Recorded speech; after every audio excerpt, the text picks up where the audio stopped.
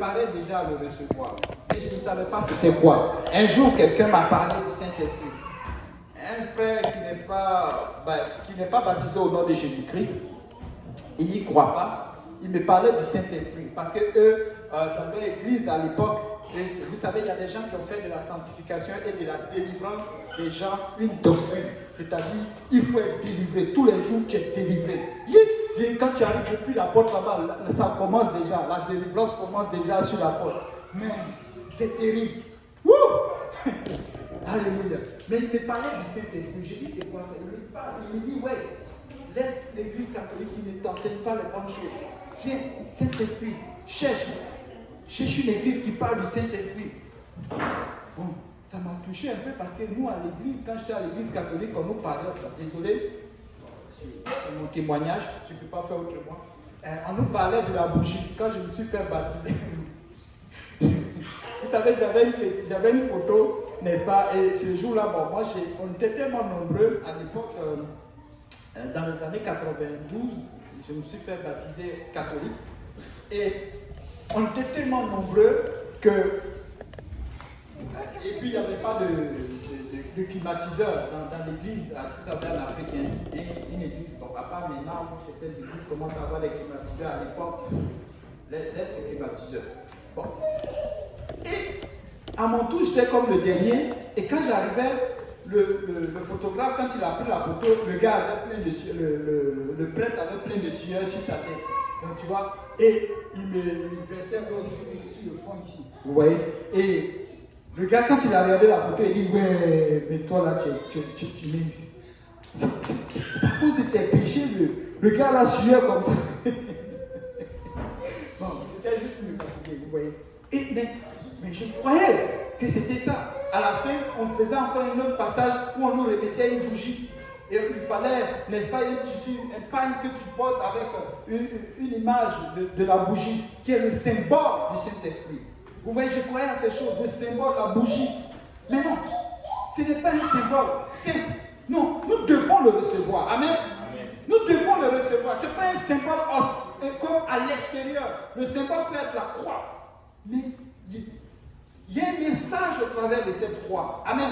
Que les chrétiens doivent appliquer à leur vie. C'est la souffrance. Quand Jésus dit portez votre croix, ce n'est pas prendre une croix se balader dans la rue. Est-ce que tu es prêt à payer le prix que le Seigneur a payé? Est-ce que tu es prêt à aller évangéliser? Est-ce que tu es prêt à renoncer? Est-ce que tu es prêt à pardonner à ton frère qui te marche tout le temps sur les pieds? Est-ce que tu es prêt à jeûner? Est-ce que tu es prêt à compatir, n'est-ce pas, pour Haïti? C'est ça la croix. C'est une partie de la croix. Dans Actes chapitre 10, versets 42 à 48, frère.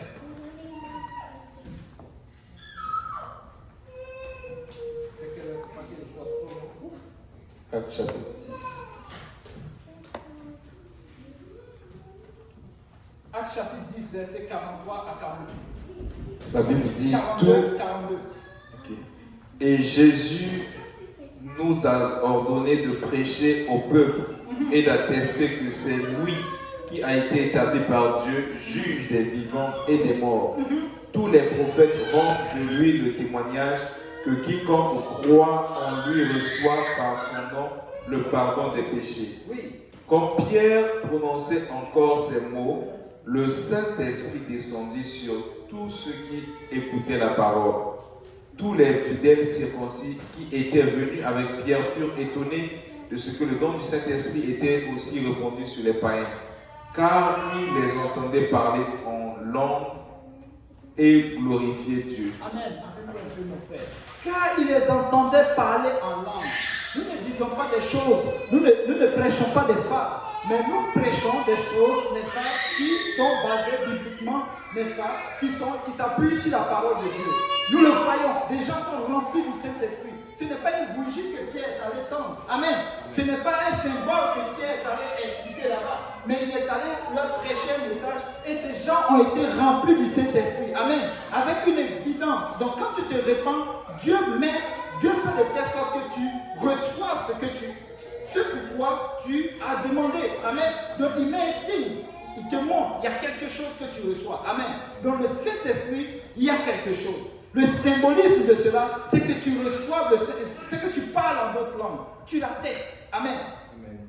Et ils étaient en train de glorifier. Et quand ils ont vu cela, ils se sont dit, mais waouh, ils ont reçu. Mais ça, c'était la première fois. Il n'y avait pas quelqu'un d'autre qui avait reçu à part les apôtres. Et les gens qui les accompagnaient voyaient que parce qu'ils avaient une compréhension haute. Il dit les païens. En fait, les païens, c'était les Samaritains.